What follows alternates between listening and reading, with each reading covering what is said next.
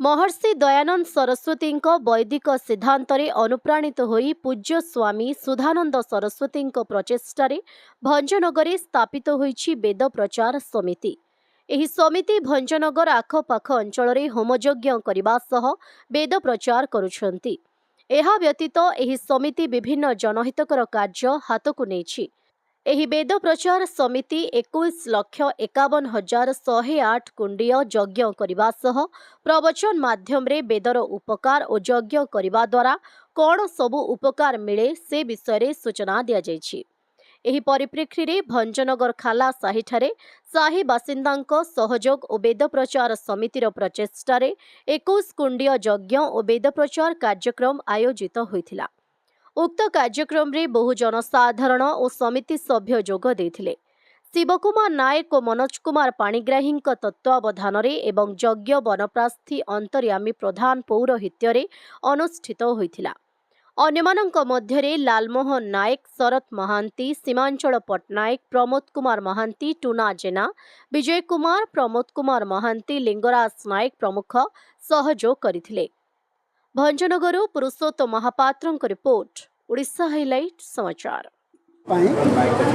वेद को आज घरे घरे जो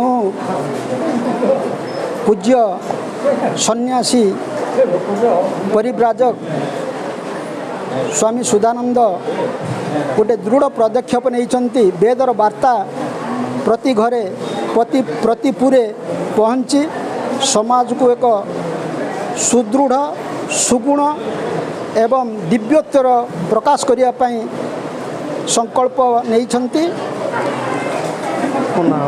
अंतर्जयन प्रधान बानप्रस्थी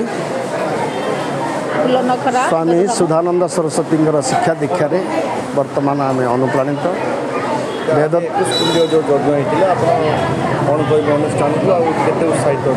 यही अनुष्ठान जहाँ वेद प्रचार समिति द्वारा आज जो अनुष्ठान आयोजन करा बहुत खुशीर विषय।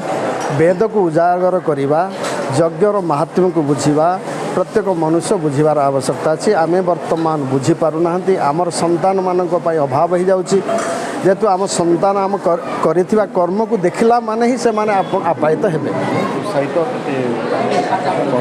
उत्साहित कथा ना ये हूँ जगत कल्याणी कार्यक्रम।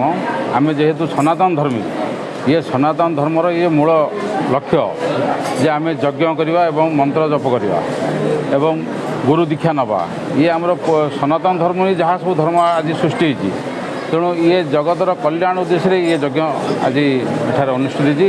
ये जो भंजनगर आमर जो वेद कल्याण समिति अच्छी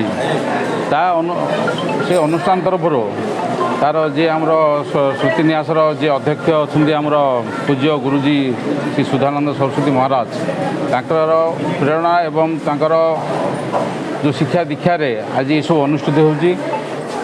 खालाचा स्थित पार्क रे वेद प्रचारक समिति तरफ अंतर्जामी प्रधान बाबू उपस्थित आज 21 कुंड यज्ञर आयोजन करा जायतिला। ताकू भंजनगर शाखार वेद प्रचारक समिति सहयोग सत्ते बहुत लोक आसी एठार उपस्थित थिले। सेमाने से कुंड माध्यम 21 जन 21टा फैमिली बसी घृत यज्ञ रे सामिल होइतिले। खबर दुनिया रे जोड़ी हेबा पाई सब्सक्राइब करंतु ओडिशा हाइलाइट समाचार को आउ दबे दियंतु बेल आइकन को सर्वप्रथमे खबर पाइबा पाई।